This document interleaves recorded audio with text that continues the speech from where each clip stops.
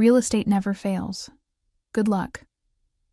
I hit send on that text message, my fingers steady despite the earthquake happening inside my chest.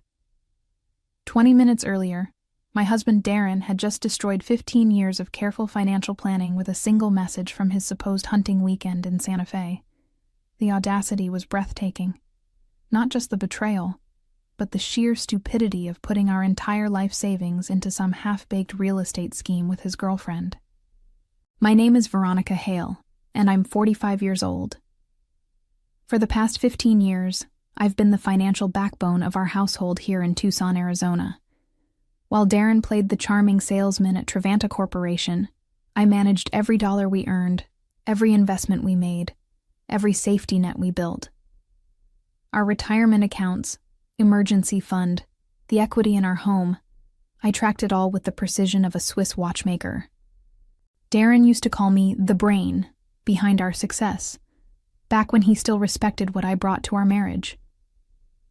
That respect had been eroding for months, ever since he met Sky Winters at a company networking event. She was 28, blonde, and apparently ambitious in ways that I supposedly wasn't. The irony would have been funny if it weren't so devastating. While I was building our financial empire one careful decision at a time, Darren was busy being dazzled by someone who sold condos for a living and thought she was the next real estate mogul. The warning signs had been there. Late nights at the office that smelled like perfume instead of paperwork. Weekend hunting trips that coincidentally aligned with Sky's out-of-town property visits. The way he'd started criticizing my conservative approach to money, suggesting we needed to think bigger and take some risks. I'd ignored them all, foolishly believing that 15 years of marriage and shared success meant something. Now, staring at his text message on my phone screen, I realized just how naive I'd been. Moved our savings to Sky's real estate venture. She's ambitious, unlike you. We're going to flip houses together. The casual cruelty of it took my breath away. Not only was he stealing our future, but he was doing it while insulting everything I'd accomplished. But as I sat in our pristine kitchen, surrounded by the life we'd built together, something cold and calculating settled in my chest. Darren had made one critical mistake in his grand betrayal. He'd forgotten that I wasn't just good with money. I was good with contracts, documentation, and the kind of legal paperwork that could protect us from exactly this scenario. Years ago, I'd insisted we both sign documents giving each other co-control over major financial decisions. At the time, Darren had joked that I was being paranoid. Today, that paranoia was about to save my life and destroy his. The foundation of our relationship had always been built on complementary strengths.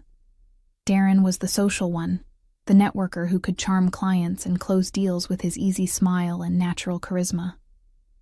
I was the strategist, the one who turned his commissions into long-term wealth through careful planning and smart investments. For over a decade, it had worked beautifully. We were the couple other people envied, financially secure, professionally successful, seemingly unshakable. I'd met Darren when I was 30, fresh out of a master's program in finance and ready to build something meaningful. He was already established at Trevanta Corporation, selling industrial equipment with the kind of confidence that made clients trust him instantly. Our courtship had been a whirlwind of expensive dinners and weekend getaways, all funded by his generous commissions. But even then, I'd been the one suggesting we save for the future, invest wisely, think beyond the immediate gratification. After we married, I'd taken over our finances completely. Darren was brilliant at making money, but terrible at managing it. Left to his own devices, he would have spent every penny on the latest gadgets, luxury vacations, and whatever caught his fancy. I channeled his earnings into a diversified portfolio that grew steadily year after year. Our emergency fund reached 6 figures. Our retirement accounts were on track to give us a comfortable life well into our 70s. I'd even started a separate investment account that I privately called our Dream Fund. Money earmarked for the lake house we planned to buy someday. Darren had seemed grateful for my financial management, at least until recently. He'd bragged to his friends about my investment prowess, showing off our quarterly statements like trophies. "My wife's a genius with money," he'd say, wrapping his arm around my waist at dinner parties. "I just make it. She makes it grow." The pride in his voice had made me feel valued, essential, loved. But something shifted after he met Sky. Suddenly, my careful approach was boring. My diversified portfolio was too safe. My emergency fund was dead money that could be working harder. He'd started bringing home stories about Sky's real estate victories, a condo she'd flipped for a $20,000 profit, a commercial property she'd helped a client purchase that doubled in value. Each story felt like an indirect criticism of my methods, a suggestion that I was holding us back from greater success. I'd tried to explain the basics of risk management, the importance of steady growth over speculative gains. But Darren's eyes would glaze over during these conversations, and I could see him mentally comparing my spreadsheets to Sky's success stories. The woman who'd once been his financial genius was becoming his conservative anchor, dragging down his dreams of quick riches and exciting ventures. Now I understood that those conversations hadn't been about investment strategy at all. They'd been about justifying what he was already planning to do. The hunting weekend that changed everything had been planned for months. Darren and his buddies from Trevanta Corporation had supposedly booked a cabin in the mountains outside Santa Fe, complete with guides and all the gear they'd need for what Darren called a real man's weekend. He'd been unusually excited about the trip, buying new hunting clothes and spending hours researching the area online. At the time, I'd been happy to see him enthusiastic about something that didn't involve criticism of my financial choices. The first red flag should have been his reluctance to give me specific details about the cabin. When I'd asked for the address in case of emergency, he'd waved me off, saying the cell service would be terrible anyway, and that I should just relax and enjoy having the house to myself. The second red flag was his insistence on taking our tablet to download some hunting apps, despite his usual complaints that technology ruined the outdoor experience. But I'd trusted him. After 15 years of marriage, why wouldn't I? The text message arrived on Saturday afternoon, while I was reorganizing our home office. I'd been updating our investment spreadsheets, noting the steady growth in our accounts, when my phone buzzed with a message that shattered my world. Moved our savings to Sky's real estate venture. She's ambitious unlike you. We're going to flip houses together. I stared at the screen for a full minute, my brain refusing to process what I was reading. Then I grabbed our laptop and logged into our bank accounts with trembling fingers. The joint savings account that had contained $87,000 yesterday now showed a balance of $300. Our money market account was empty. Even the emergency fund I'd built over 10 years was gone. But it was the second text that truly revealed the depth of his betrayal. "Don't bother calling. We're investing in something real for once. Sky knows what she's doing. This is our chance to actually make serious money, instead of hiding it in boring accounts." The casual dismissal of everything I'd built, everything we'd achieved together, hit me like a physical blow. 15 years of careful planning, sacrifice, and strategic thinking reduced to boring accounts. The woman who'd turned his sporadic commissions into genuine wealth was apparently just dead weight holding back his entrepreneurial spirit. I walked to our kitchen window and looked out at our neighborhood. The nice houses, the manicured lawns, the life we'd been able to afford because of my boring financial management. Then I thought about Sky Winters, with her flashy social media posts about luxury properties, and her apparent ability to convince my husband that throwing our life savings at her untested business venture was somehow a smart investment. That's when the shock began to crystallize into something much more dangerous. Cold, calculated fury. Darren had made the biggest mistake of his life, and he didn't even know it yet. Because while he was busy playing real estate mogul with his ambitious girlfriend, he'd forgotten one crucial detail about his boring, conservative wife. I wasn't just good with money. I was excellent with revenge. My first instinct was to call Darren immediately and demand he reverse whatever insane transaction he'd just made. But something stopped me. A voice in my head that sounded suspiciously like my mother, who'd always warned me that the first move in any crisis should be to gather information, not react emotionally. So instead of picking up the phone, I opened my laptop and began documenting everything. I took screenshots of our emptied accounts, saved copies of Darren's text messages, and pulled up our banking history to trace exactly when and how the transfers had occurred. What I discovered made my blood run cold. The transactions hadn't happened today during his supposed hunting trip. They'd been executed on Thursday afternoon, just hours before he'd left for Santa Fe with his overnight bag and hunting gear. He'd drained our accounts and then lied to my face about going hunting with his friends. But the real revelation came when I dug deeper into the transfer details. The money hadn't gone to any legitimate real estate investment company.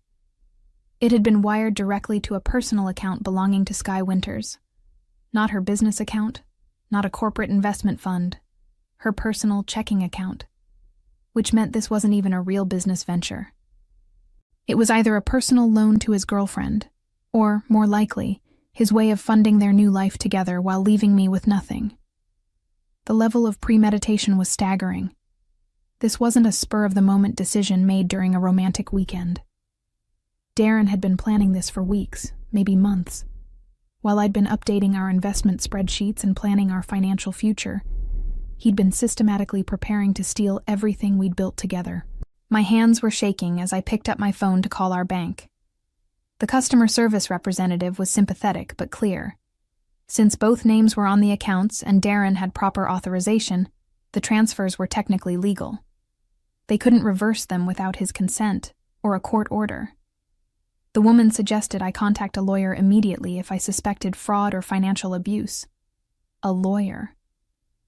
The word echoed in my mind as I hung up the phone. 6 months ago, after hearing one too many stories about friends getting blindsided by cheating spouses, I'd done something that Darren had mocked as paranoid. I'd consulted with Judith Brennan, one of the most ruthless divorce attorneys in Tucson. Not because I suspected anything, but because I believed in being prepared for every possible scenario.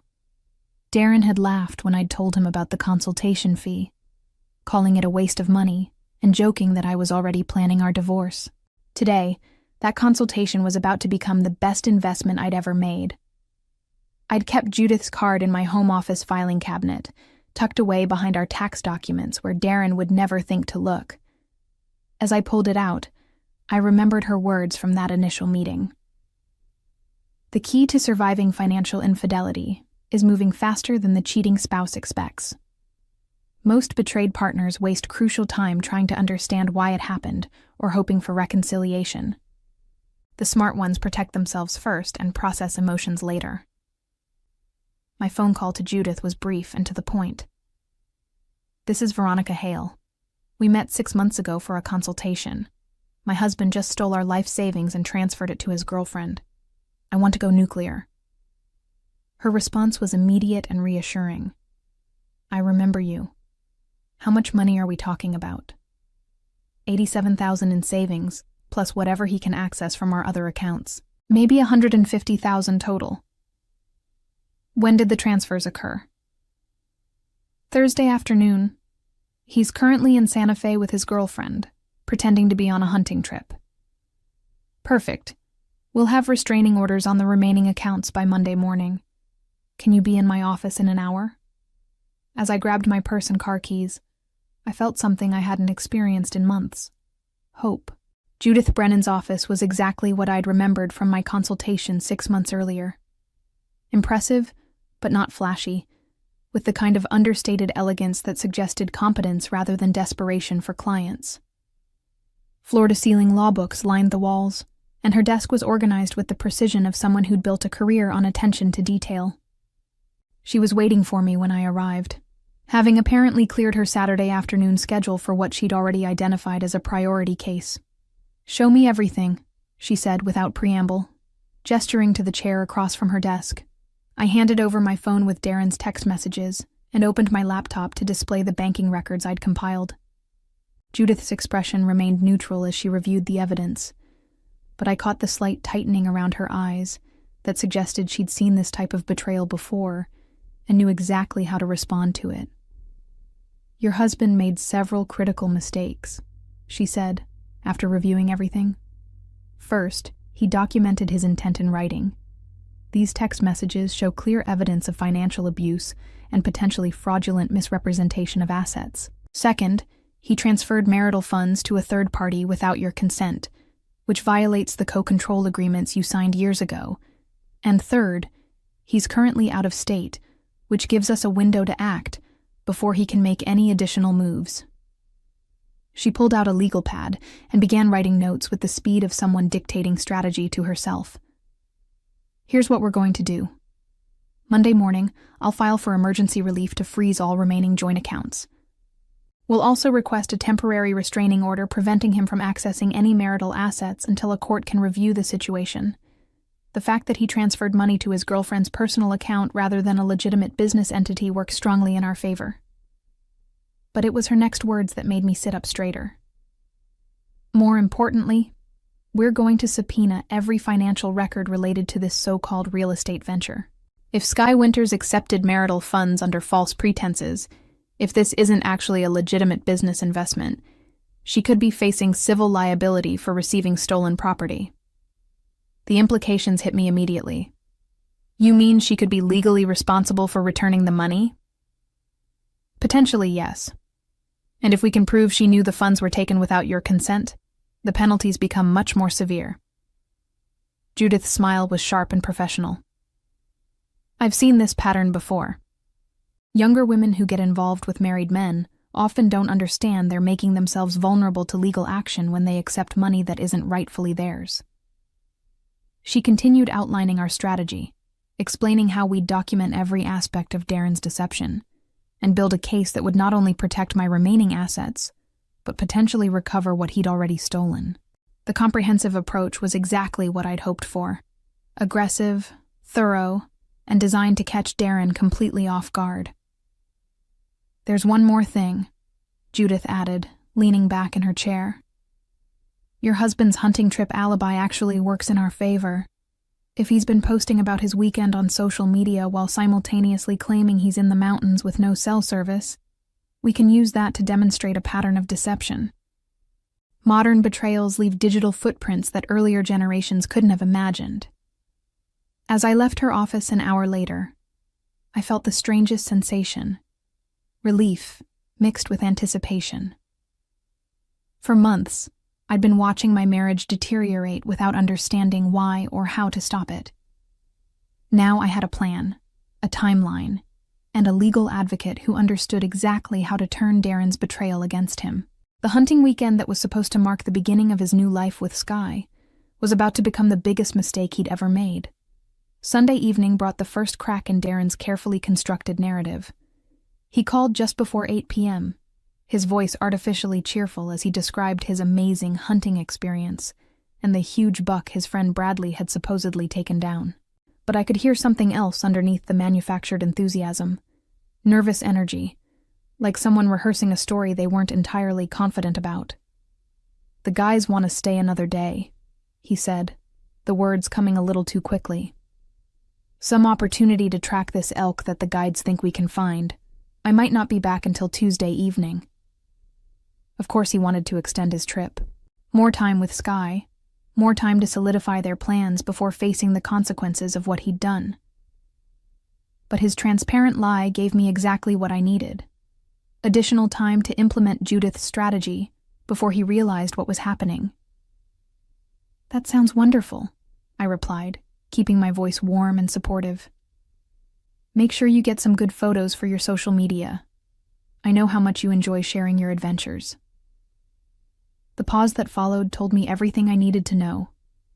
Darren had been so focused on creating his hunting alibi that he'd forgotten about the digital trail he'd been leaving. If he'd really been in the mountains with no cell service, how had he been able to send me detailed text messages about real estate investments? And more importantly, what had he actually been posting online while supposedly disconnected from civilization? After hanging up, I spent the evening conducting my own investigation. Darren's social media accounts told a fascinating story. On Thursday, he'd posted a photo of hunting gear laid out on our bed with the caption, "Ready for a real man's weekend in the wilderness." On Friday, there were no posts at all. consistent with being in an area without cell service. But Saturday afternoon, right around the time he'd sent me the devastating text about transferring our savings, he'd posted a photo of an expensive restaurant meal in Santa Fe with the caption, "Sometimes the hunting lodge surprises you with amazing food." A hunting lodge with restaurant-quality plating and what appeared to be lobster tail? I took a screenshot and added it to my growing evidence file. But the real revelation came when I checked Sky's social media accounts. She'd been far less careful about maintaining the fiction. Her Instagram story from Saturday showed a champagne toast with perfectly manicured nails and what looked like an expensive hotel room in the background. The timestamp matched exactly with when Darren had sent me his cruel text messages about their real estate venture. I saved everything. Screenshots, timestamps, even the metadata from the photos that would prove where they'd been taken. By the time I finished documenting their weekend, I had a comprehensive record of their deception that would make Darren's hunting trip story completely impossible to maintain. Monday morning couldn't come fast enough. I'd spent the weekend moving between fury and calculation, but now I felt something else entirely, the cold satisfaction of having superior information and a better strategy than my opponents. Darren thought he was playing a game where he held all the cards. He'd stolen our money, secured his girlfriend's future, and left me with nothing but broken trust and empty accounts. What he didn't realize was that he'd been playing chess while I'd been preparing for war. At 7 a.m. Monday morning, I was sitting in my car outside Judith's office with a coffee and a folder full of evidence that would turn Darren's triumph into his downfall. My phone buzzed with a text from him. "Miss you, babe. Can't wait to come home and share all the hunting stories." I smiled as I typed my response. "Can't wait to hear every detail. I'm sure it will be fascinating." Within hours, Darren would discover that his boring conservative wife had been far busier during his hunting weekend than he could have possibly imagined. Judith's Monday morning blitz was a masterpiece of legal precision. By 10 a.m., she'd filed emergency motions with the family court requesting immediate freeze orders on all our remaining joint accounts. By noon, she'd served Trevanta Corporation with a subpoena demanding all records related to Darren's recent time-off requests and expense reports. By 2 p.m., she'd filed for a temporary restraining order preventing any further transfers of marital assets. But the real devastation came when she served Sky Winters with a civil lawsuit demanding the immediate return of the $87,000, plus interest and attorney fees. "Your husband's girlfriend just learned that accepting stolen marital funds makes her legally liable for restitution," Judith informed me during our afternoon phone call. "Her real estate venture is about to become very expensive." The speed of Judith's actions caught everyone off guard. Darren was still in Santa Fe, blissfully unaware that his financial world was collapsing. Sky was scrambling to find a lawyer to explain how she'd suddenly become a defendant in a civil lawsuit. And I was discovering that revenge served efficiently was infinitely more satisfying than revenge served hot. The first call came from our bank's fraud department, informing me that suspicious activity flags had been placed on all accounts associated with my social security number. The second call came from Darren's supervisor at Trevanta Corporation, asking if I knew why their legal department had received subpoenas related to my husband's recent travel expenses. But the most satisfying call came from Bradley Morrison, one of Darren's supposed hunting companions. "Veronica, I'm really confused," he said, his voice uncertain. "Some lawyer's office called asking about our hunting trip this weekend, but Darren told us weeks ago that he had to cancel because of a family emergency. We went without him. Is everything okay?" Everything was perfect. Tuesday afternoon brought the first cracks in Darren's composure. He called from the road, supposedly driving back from his successful hunting expedition, but his voice carried an edge of panic that he couldn't quite hide. "Veronica, did you do something with our bank accounts? I tried to access our checking account for gas money, and it's showing some kind of restriction."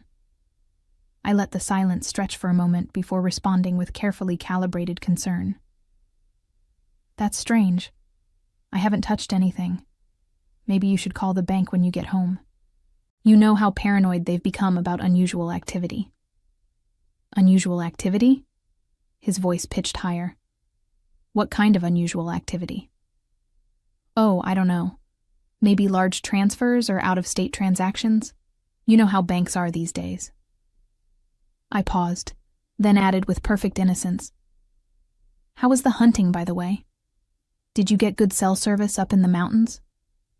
Your text messages came through so clearly. The silence that followed told me he was beginning to understand that his weekend of triumph was about to become something very different. When Darren finally arrived home that evening, I was waiting in our living room with a cup of tea and a manila folder. He looked exhausted, and not from hunting. His designer hunting clothes were suspiciously clean for someone who'd supposedly spent 3 days tracking elk through mountain terrain. "We need to talk," he said, dropping his overnight bag by the door. "Yes, we do." I gestured to the chair across from me. "Sit down, Darren. Let's discuss your real estate investment strategy." The color drained from his face as he recognized the legal documents spilling out of my folder. His hunting weekend was officially over, and his education in the consequences of financial betrayal was about to begin. As I reflected on the swift and complete dismantling of his plans, I realized that revenge, when executed with precision and intelligence, was indeed a dish best served cold and efficiently.